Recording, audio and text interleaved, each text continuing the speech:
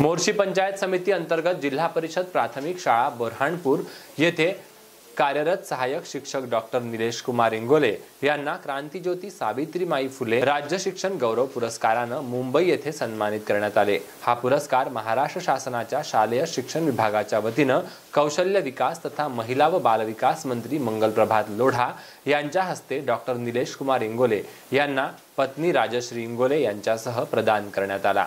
या पुरस्कार सोहळ्याला शालेय शिक्षण मंत्री दीपक केसरकर हे ऑनलाईन माध्यमातून उपस्थित होते। डॉक्टर निलेश कुमार इंगोले हे विद्यार्थी गुणवत्ता वाढीसाठी शाळा स्तरावर विविध नाविन्यपूर्ण उपक्रम, विविध गुणवत्ता आधारित स्पर्धा राबवित असतात। तसेच नव उपक्रमातून विद्यार्थी विकास, स्वच्छता मोहीम, व्यसनमुक्ती कार्यात योगदान आहे। तसेच लेखनाच्या माध्यमातून सामाजिक शैक्षणिक जागृती व व्याख्यानातून समाज जनजागृती करतात।